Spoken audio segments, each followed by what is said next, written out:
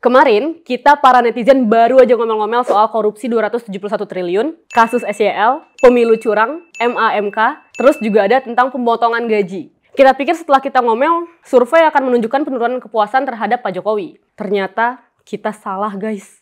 Hal ini nggak bisa menggoyangkan citra positif pemerintahan Jokowi Amin. Dan jangan kira ini sumbernya dari survei bayaran ya. Ini survei dari Litbang Kompas sendiri yang sering mengkritik pemerintah. Mantap. Jadi, Baimen dan Pollack pernah nulis jurnal berjudul Let Us Now Praise Great Men, Bringing the Statement Back In. Mereka mengatakan bahwa individu yang menempati posisi pemimpin negara itu punya peranan yang penting dalam membentuk instansi, pengaruh kekuatan, strategi, hingga perilaku negara secara keseluruhan sebagai sebuah institusi. Nah, tapi dengan isu politik dan segala resistensinya, kepuasan masyarakat terhadap pemerintahan Jokowi itu terus berada di atas angka 70%. Dan ini rata. Gue cek dari mulai poll tracking, LSI, indikator, sampai yang terakhir Litbang Kompas. Litbang Kompas baru-baru ini merilis survei yang dilakukan pada 27 Mei sampai 2 Juni 2024. Kompas menyebut bahwa tingkat kepuasan masyarakat terhadap pemerintahan Jokowi itu berada di angka 75,6%. Di mana angka tingkat kepuasan ini menjadi angka tertinggi pada periode kedua Jokowi. Dan Litbang Kompas juga mencatat bahwa ada tren positif kepuasan publik terhadap Jokowi itu sejak Oktober tahun lalu. Meski begitu, kalau misalnya kita rinci hasil survei Litbang Kompas berdasarkan berbagai sektor, emang bidang hukum itu menjadi sektor paling bawah,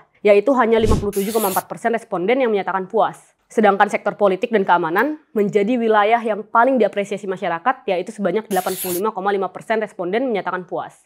Nah, setelah melihat tingginya kepuasan masyarakat terhadap kinerja Jokowi, coba sekarang kita komparasi dengan presiden sebelumnya.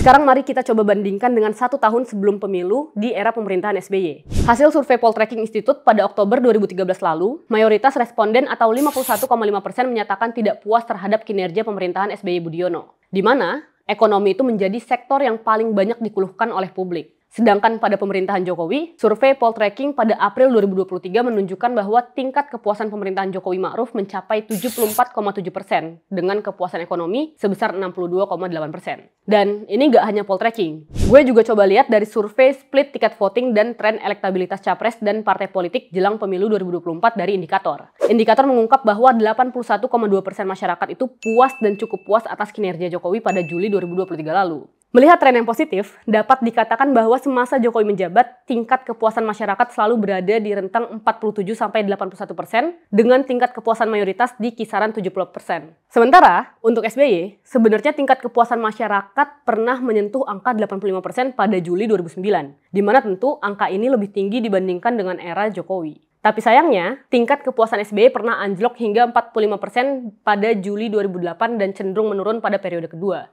Sehingga, tingkat kepuasan mayoritas berada di rentang 50-60%. Jadi, apa sih faktor penentu yang bisa meningkatkan kepuasan publik?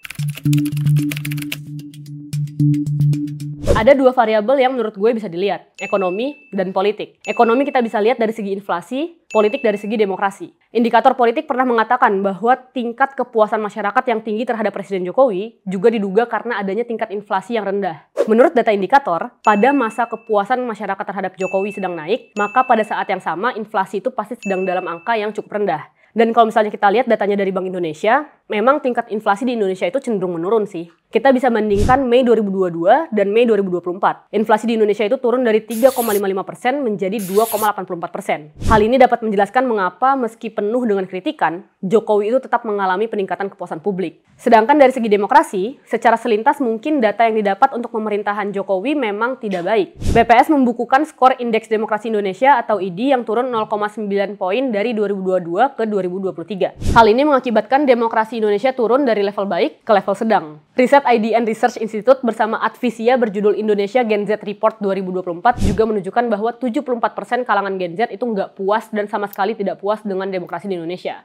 Tapi, kalau misalnya kita lihat variabel demokrasi, itu nggak bisa sesederhana itu. Kita bisa coba bandingkan dengan negara luar. Fukuyama itu pernah mengatakan bahwa saat ini kita sudah memasuki demokrasi baru, di mana demokrasi dunia memang mengalami kemunduran sejak 2006. Dan kalau misalnya kita lihat data-datanya lebih jauh, dari Economics Intelligence Unit, Indonesia itu indeks demokrasinya cenderung stagnan dari tahun 2006, di mana angkanya itu berputar di angka 6-7. Jadi, Asia itu juga cenderung stagnan. Berbeda kalau misalnya kita lihat dengan US, Kanada, atau Europe yang angkanya merosot tajam. Bahkan bisa dikatakan kita sebetulnya bangkit pasca krisis moneter di Asia. Selain itu, ketidakpuasan terkait demokrasi juga bisa dikarenakan masih adanya efek dari electoral conflicts di tahun 2014, 2017, dan 2019 lalu. Melihat variabel dan alasan ini, jadinya make sense sih kalau tingkat kepuasan publik terhadap Jokowi itu terus naik meskipun diterjang badai kritikan. Kalau menurut kalian kayak gimana? Siapa di sini yang masih nggak terima dengan hasil survei? Kalau iya kenapa? Coba komen di kolom komentar ya.